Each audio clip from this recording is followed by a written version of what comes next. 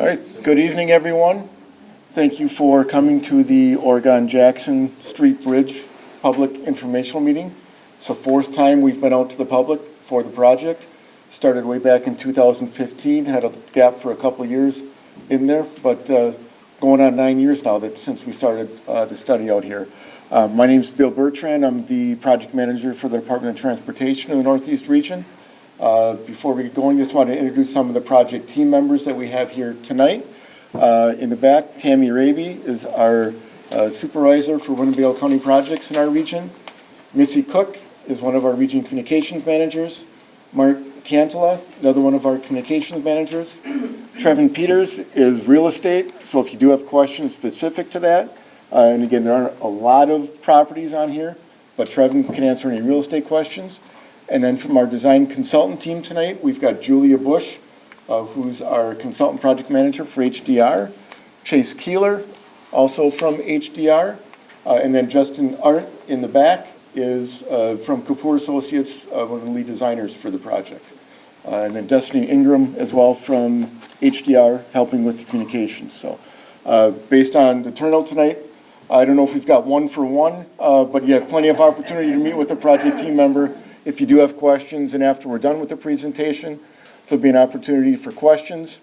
And we certainly encourage you after that to come up and look at the displays if you haven't already. We'll be happy to answer questions that you do have one-on-one.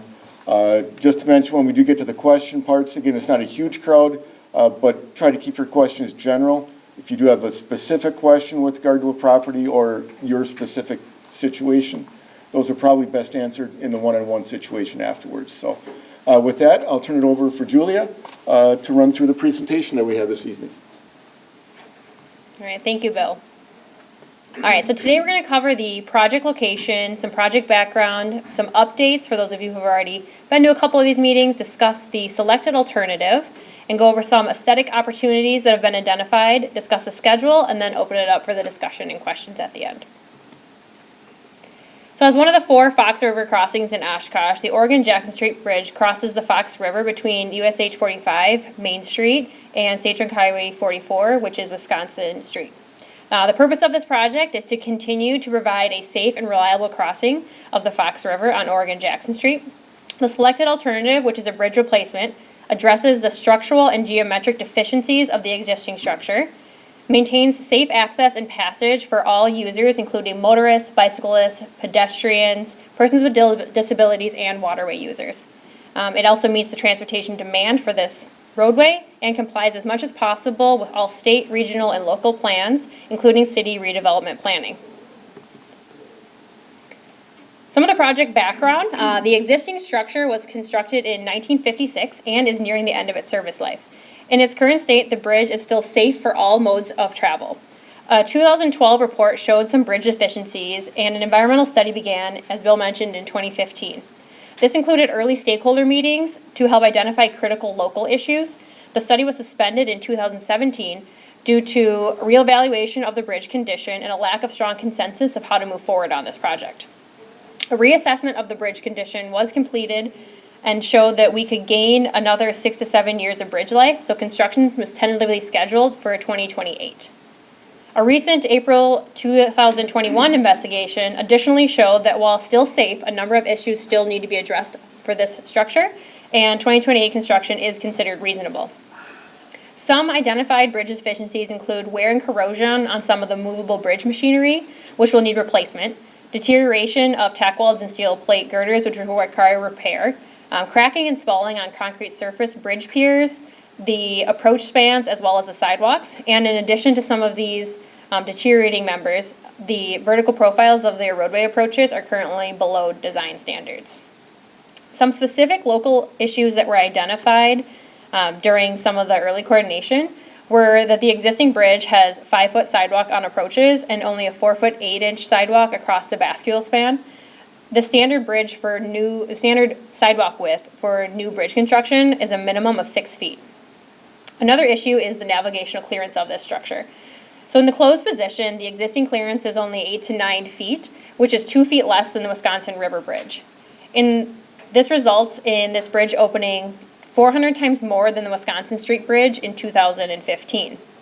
Additionally, the Riverwalk users in its current condition are required to come up and cross at grade across the Oregon-Jackson Street using a mid-block crossing. Accommodating the Riverwalk under the structure is preferred, and this area is also developing. And while this area is also developing, this project aims to minimize impacts to those developments. So considering these factors, a number of alternatives were presented to local officials and the public in 2022, and based on this feedback, an alternative has been selected. So moving forward with the selected alternative, 30% roadway plans and a preliminary structure plan were completed and submitted in spring 2023, and the environmental document was completed and signed in February 2024. Phase 2, which is final design, kicked off in April 2024, and work so far has included a project aesthetics meeting, completion of the subsurface investigations, looking at soil borings, and initial agency coordination, which is still ongoing. The selected alternative from local official and public feedback in Phase 1 is to replace the existing bascule structure with a high-level fixed span.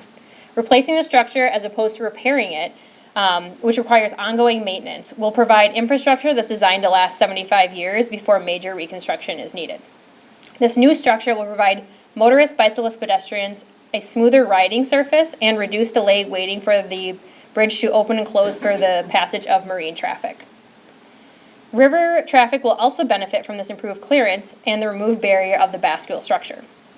A fixed structure also has a lower initial cost and lower maintenance cost than the bascule movable structures. Additionally, the higher structure allows for the extension of the Riverwalk under the structure, improving multimodal use of this Riverwalk. The raised structure will provide a more open feel and more light when passing under the structure and provide a more continuous view of the river. Agency coordination, like I mentioned, is still ongoing, but preliminary navigational clearance is anticipated to be about 23 feet from the water to the bottom of the structure. The recommended typical section includes 11-foot driving lanes in each direction, a 5-foot shoulder which can be used as a bicycle lane, and a 6-foot barrier-separated sidewalks on both sides of the structure. In the existing condition, there's no bicycle accommodations on this structure, and as mentioned before, the sidewalks are less than 5 feet. So this selected alternative really does provide an improved situation for the multimodal users in the area. The recommended structure type is a concrete girder bridge with double hammerhead piers and shallow foundations. The double hammerhead piers are ideal for providing an open feel under the structure while minimizing the opportunity for debris to catch on the structure as it's floating down the river. Shallow foundations are appropriate given the rock line at this particular location of the river is really close to the surface of the riverbed. So recently cost share funding became available for some projects, but because this project had already had a signed environmental document, it was exempt from the cost share for aesthetics. However, WISDOT project team was able to request an exception for this project, and they were successfully granted the opportunity to use cost share funding for this project. So that was a really great opportunity to then work with the city on some aesthetic opportunities. Over the summer, an aesthetics meeting was held with the city of Oshkosh, and a stakeholder group was put together and identified some opportunities for this particular structure. The following aesthetic opportunities were identified. Use of double hammerhead piers as the bridge pier design. As mentioned, this design allows some of the light to get through while providing a really durable structure that can hold up to some of the debris and ice shove. They also identified smooth retaining walls are a preferred design to align with opportunities for future decorative lighting, but they do prefer use of the light earth color for the wall surface as opposed to a regular concrete gray color. And then stakeholders also mentioned they prefer a more open staircase design rather than what's shown in the original renderings, which was a solid concrete space. And we're looking to match the railing of the staircase with the railing on the structure. So the stakeholder group also identified a desire to use a custom bridge railing that would be similar in style to that Wisconsin Street Bridge, but slightly higher, a 6 to 8 foot height as adjacent to the sidewalk to discourage bridge jumping. And there's also a desire for using alternative street lighting as well. So options are being evaluated by our design team in coordination with the city, looking for an option that's both feasible and meets some of those aesthetics that they're looking for. And some of the ones that we're considering are the standard lights that you'll see around a lot of the city, as well as opportunities to incorporate some of that path lighting style that you see along the Riverwalk. So as shown on our schedule, the environmental document, with the environmental document signed, final design, agency coordination, and real estate are really ramping up on this project. So some upcoming items include a next submittal of 60% plans in March, a right-of-way and plat submittal in fall of 2025, and additional utility coordination continuing in 2026. So real estate acquisition will then occur while the final bridge design is being completed, and the real estate team will be coordinating directly with property owners who are impacted. We also then, I think Mark mentioned this a little bit earlier too, we plan to re-engage with additional stakeholder and public outreach prior to construction, and we're looking to come back in summer 2027 for that. Final plans will be submitted in February 2028, and construction is scheduled to begin that summer and is anticipated to last 2 construction years. We are anticipating a closure of the structure during those 2 years, and traffic will be detoured. And then now for a brief review of the department's resources. Mark is going, yes, not going to say his last name. Mark will take over for a little bit. Thank you so You're much. welcome. So I have to stand here because the mic for Oshkosh Media is up here, and Oshkosh Media is going to replay this. You guys have such a wonderful resource in these guys. It's incredible. I'm telling you, I used to have them produce stuff for me too, so it's always good to see them here. It's also good to see county supervisors and local officials here, East Central. Thank you very much for coming. So a lot of you that are local officials have already heard this from me, but we have a new resource for businesses when there's construction that either closes the road or maybe skinnies up the road or inhibits customers from coming somehow. Obviously, with this bridge closed for 2 years, there's going to be some temporary signage that businesses are going to need. But there's a lot of other things you can do as well. So what I'm going to do is I'm going to show you some really cool stuff we got on here. The first is our promotional samples. So these are real world samples. These were actually used by businesses in real world construction. Okay, these are information packets, brochures. There's signage businesses used. You are welcome to go and take any of these, switch out the name with your business and use it if you like it. They're samples that have had real world uses. These case studies are nice because there are a lot of locations in Wisconsin that have construction. Obviously, we have to have construction in the summers because our winters are awful. These are examples of really big projects in urban areas that had roads closed for a while and how businesses not only survived but thrived during construction. Perhaps, though, the best new resource we got is this road construction guide for business, okay, right here.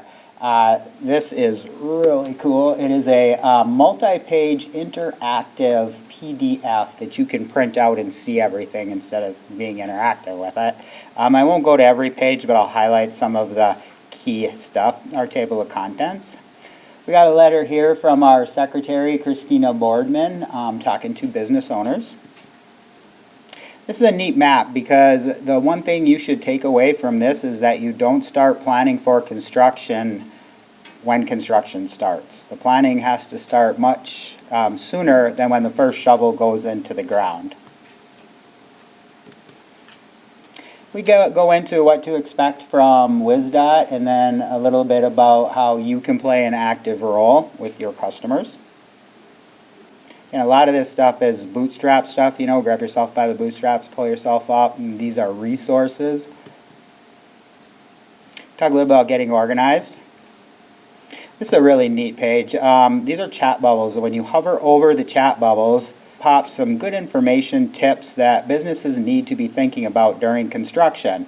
For example, if I hover over the truck, at the bottom pops up, work with your suppliers to arrange alternate delivery times or locations as necessary. Now, sometimes roads won't be fully closed in front of a business, but they will be skinnied up or under construction to the point they cannot support the heavy vehicles of some suppliers. Therefore, you're going to have to work with your suppliers So again, all these chat bubbles have great information. I know a lot of it's intuitive, but everybody's busy these days and we do forget stuff.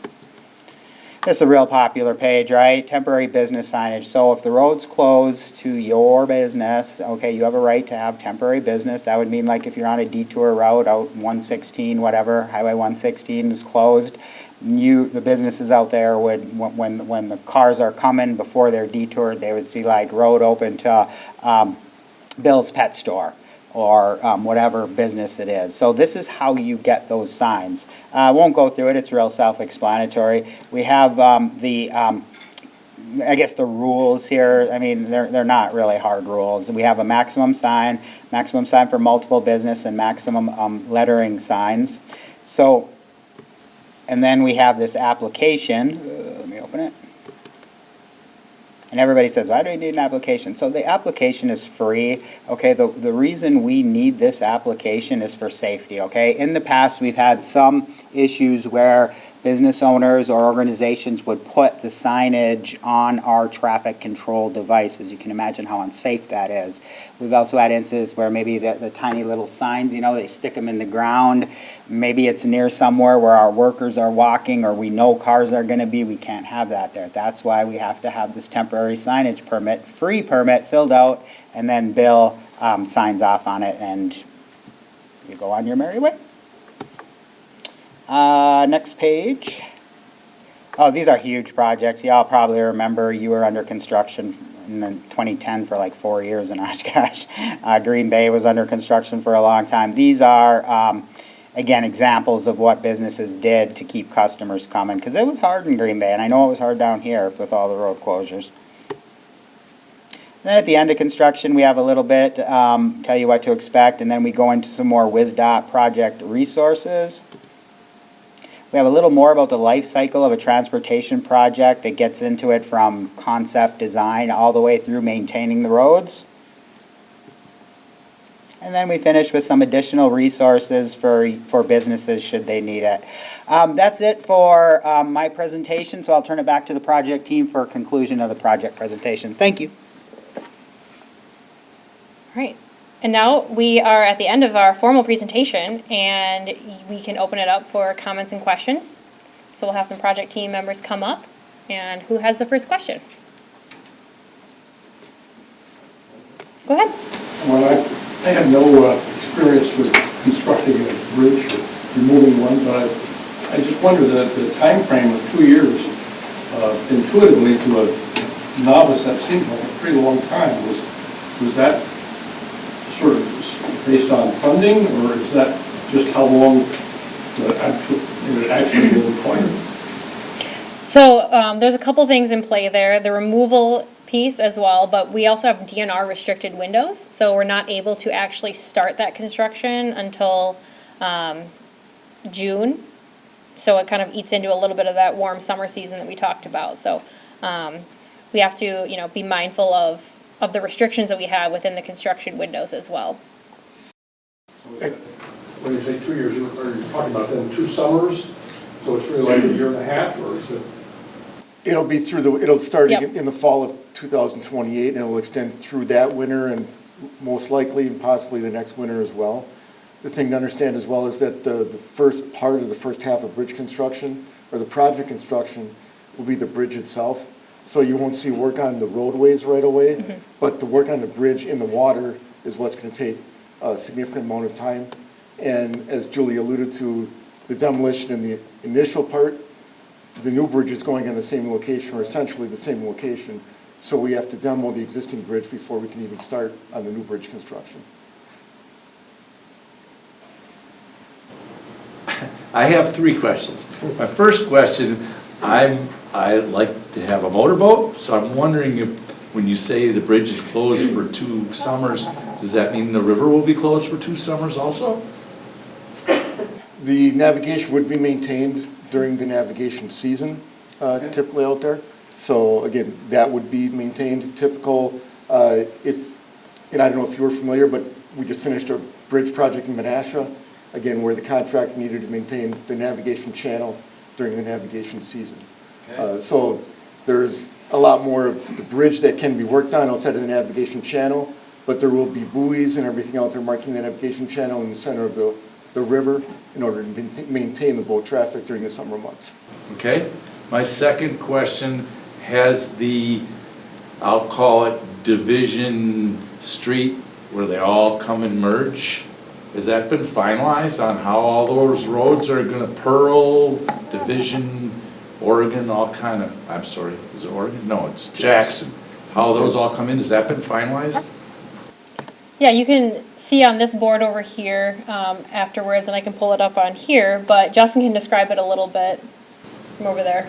I mean, the concept has been finalized, yes, where Division Street is coming into directly opposite of where Marion is. And so instead of what is an offset intersection at the moment, where Division comes in south of Marion, we're gonna bring Division into a four-way intersection with Marion. So, I mean, there could be slight modifications as we go through final design, but the concept will be that.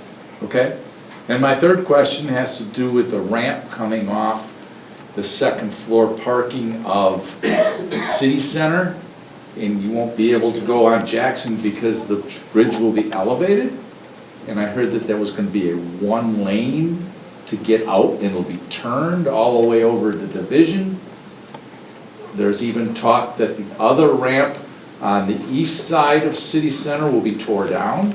So I'm wondering if there's any flexibility on how that ramp could be built to meet the needs to get up to that parking.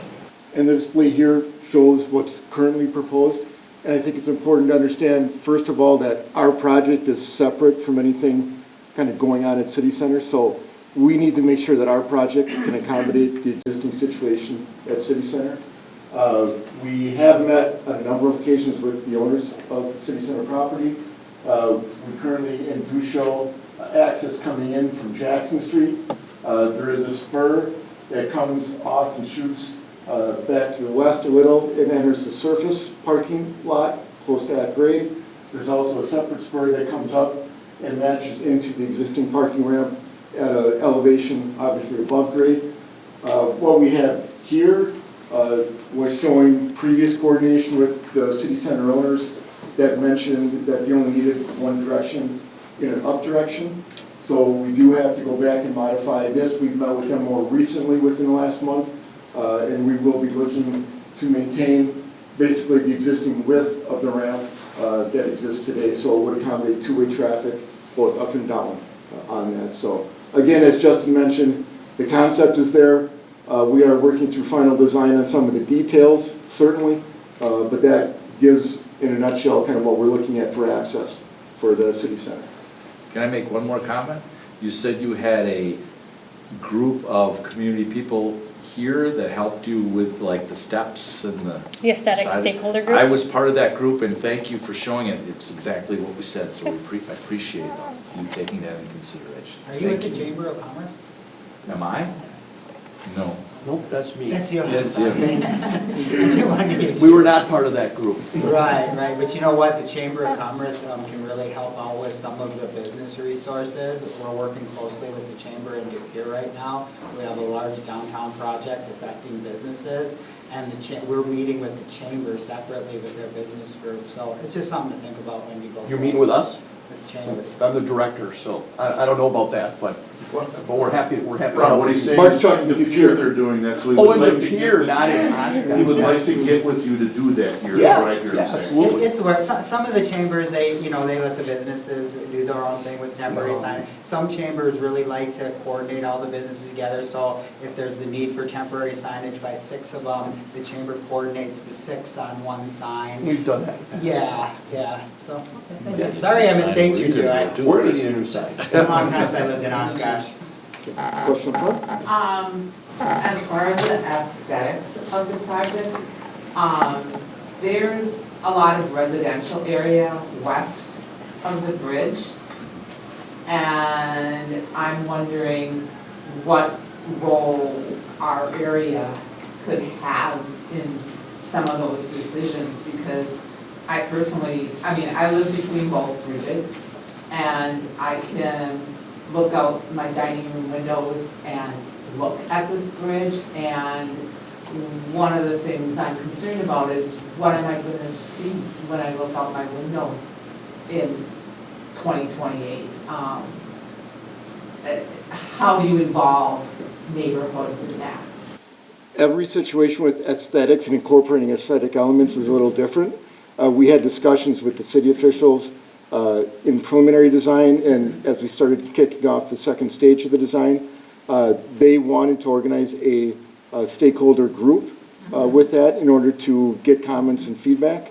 So we utilized the comments from the city stakeholder group in setting up the elements that you see So who was before. involved in that? I mean, I know some of who was involved in it, but who was involved in that? We can get that information for you. We work directly with the city in getting the information from Okay, them.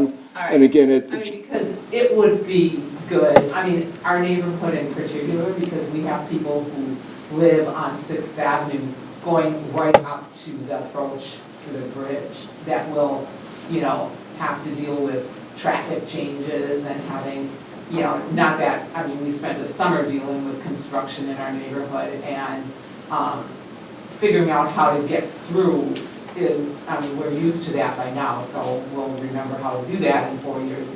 But I think it brings me to the issue of how will you communicate to the people who live a block or 2 or 3 blocks from this project and have to deal with things every day?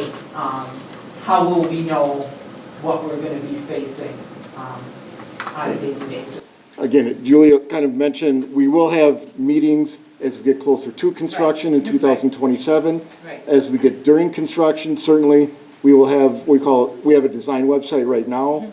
We will create a 511 construction website that will have our construction contact. Is there any way to create some kind of, you know, that somebody can just go to that day and find out what's going on that day? Do you have a neighborhood association? Yes, we do. Why don't, we can come out and maybe meet you. That would be great. I mean, we do a lot of the neighborhood Okay. meetings up there. Okay. We're I building. mean, that's my point, is we do have a neighborhood association. Leave your neighborhood association information. with me.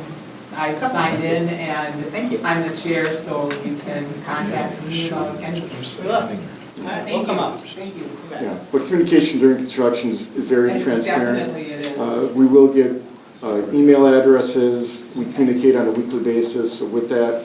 The other thing to understand, with the bridge construction over a 2-year period, Right. you're not going to see a lot of changes, quite honestly, from day to day. Right. It is somewhat of a slow process. Right. The traffic Well, we're changes. watching a Yep. hospital being built right now, so Yep. we know how Yep. that goes. And the detour route will be established, it will be Okay. a consistent detour Okay. route that will be established while the bridge Okay, is so on things service. aren't gonna change a lot from day to day. Correct, correct. Obviously. During construction, you'll have a lot of resources to get the Okay. information. Not only do we have dedicated websites that me and Missy are required to build, but we also have weekly advisories that tell you exactly what the construction operations are That's over a good. 2-week period. That's good. And then we have different construction meetings, like if your neighborhood group has specific issues during construction, we can come up with it. And, I mean, because nothing's worse than having people in a neighborhood and a lot of rumors going around about things, and to not have the answers is frustrating. You'll always have the answers from us. Everything we do Okay. is based on the data. All right, and is that a decisions. promise? That's I mean, right. I was a state employee, so No, I know. honestly, that's the reason I think everybody loves working at the DOT is because our decisions are made out of data. And there's a field office on site, so there will be Okay. staff, team members on site every day Okay. during the week while work is ongoing. Yeah, we have a dedicated construction project leader. It's really cool. Okay, yeah, I'm aware of that, so thank you. You said previously that there was access to City Center on Jackson, but I don't, can you point out where that is? If I said Jackson, I meant Division, yeah. You meant division, Thank yep, you. yep, yep. Yeah, so, yes, the existing access is to Jackson. There was an alternative that would have maintained that access, but it would have had a much more significant impact on the surface parking out there. So the alternative that we move forward with is providing all the access via Division Street. Yeah, I just wanted to try to understand like this drawing right here. So what I heard was that there's a 23-foot clearance, right? Like get roughly from the water to the bottom of the bridge. So what I'm hearing there is that basically sailboats would have to stay on the other side of this bridge. Like a decent sized sailboat is not gonna go underneath this fixed bridge, where as before with the drawbridges, they could go back and forth up to Poygan, Lake Winnicott, back into, out to Winnebago. And now it seems like we're kind of like, blocking that off for those like, not necessarily small sailboats, but like a 20-something footer. Am I right in hearing that, or? The 23-foot clearance is consistent with the Fox River right now is what's used and what's under I-41 as well in the main channel. Yep. So, and again, that's based on the initial agency coordination and feedback we've gotten. We're still working through that, but that appears to be where it likely will be at. Okay. And then also like with this, what type of grade is this? Because it looks like, that to me, I don't know, but it looks like really steep. It's an exaggerated profile, so you're right that it does look steeper. Okay, so do you know what? It's 4%. 4%. 4%. 4%. So that's not that bad. No. And then the material that's gonna be on the surface underneath the car's tires is what, concrete? Concrete. Okay. Thank you, yeah. So just two questions, so just to be clear, when do you anticipate closing Jackson Street at the bridge? I know you said 2028, but when in 2028 is the thought process there? And then when would you anticipate opening it? Because we got some businesses asking us already, kind of like, what's the exact date? We say 2020. I would say we can get closer to the closure date than we can to the opening date right now. Right now, and again, this is assuming the schedule doesn't change, but we're looking at a contract letting in July of 2028. Construction would likely start in early September timeframe.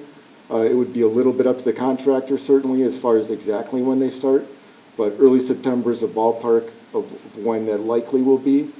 When it would reopen, that would be, we don't have an exact answer right now. We need to work through the construction schedule and final design to get a more accurate time on when that will be. Julie alluded, roughly 2 construction seasons is what we're looking at right now. So I would say, End of 2030 we were looking at, or into 20? I would say right now, Yeah. we're thinking sometime in 2030. We don't Yeah. have an exact time frame Yeah. for that opening. We are staging that as well with other city projects. There's a project right now we're looking at long-term on Main Street that we're ensuring that the Main Street project is not going at the same time as Oregon Jackson. We don't want 2 corridors under construction at the same time. I know the city also has some other work that they're planning along the Oregon Jackson Street corridor in conjunction kind of with when we have the bridge closed for our project. So we have been working with city officials on that, and again, we'll make sure the Main Street project doesn't overlap. There's a separate bridge painting project on Highway 44. Again, that will not overlap with the project that we're talking about tonight. So we're making sure that we don't impact multiple corridors at the same time. Sounds good, thanks. So the bottom line is if it's an 18 to 24 month build, it's probably anywhere from March to September of 2030 when it would open. That's the bottom line. Yeah, okay. And then the other thing is when it says begin acquisition in, I think it said September or July of 2025, does that mean as the one property that has to be relocated, that's when we're going to start hearing from you? Is later in 2025 or? The Chamber of Commerce is currently working through advance acquisition right now. And, yep. So we don't have an exact date, but I would suspect it's going to be early of next year that our real estate staff, you will be hearing from them and getting back to you. I think we're working through the appraisal right now. Correct. So I would expect early next year, for sure. To at least get back to us from. Yeah. So appraisers were in June. Yeah. The remainder of the acquisition, We haven't really heard much since then, but. Okay, Yeah. I can follow up on that, it could just be taking more time to get review. Which if that's the case, if it's been since June. We have a heck of a go back out there property. and get We inspected. got a heck of a problem. Yeah, the remainder of the acquisition obviously is not relocating any properties. So we put the chamber on an advanced schedule. The remainder of it will be based on the real estate plat and right-of-way plat that we're developing, and that will likely be in the fall of 2025 when the remainder of the real estate acquisition starts. And then the end of that position was mentioned that could be 27. I mean, that's kind of a drop dead date, is you want to have everything cleared out of there by sometime in 2027 is what somebody mentioned. Does that make sense? Yeah. Okay. Any other questions? Yeah. There's 3 of the 4 areas have empty lots. Are you working on that, or the city working on what to do with those empty lots? Again, the redevelopment of empty lots is separate from our project.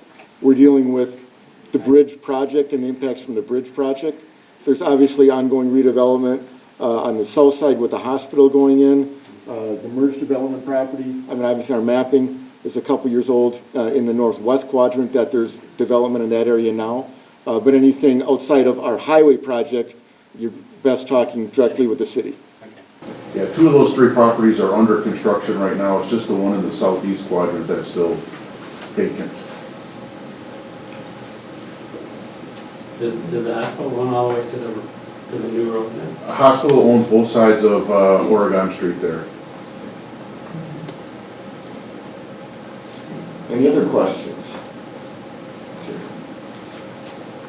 All right. Again, I don't know if it's exactly 1-to-1, but we've got a lot of staff here tonight, so if you do have more questions, we encourage you to come up, look at the displays, ask questions of our team. Note that we do have handouts. If you didn't get one at the registration table when you came in, please get one when you leave. It does have contact information for myself and for Mark at the back. It also has our project website that's on there. I encourage you to use the website as a resource through the remainder of the design phase. And again, we will be reaching back out for another public meeting as we get closer to construction. So appreciate everyone taking the time on a cold, wintry night to come out and learn more about the project.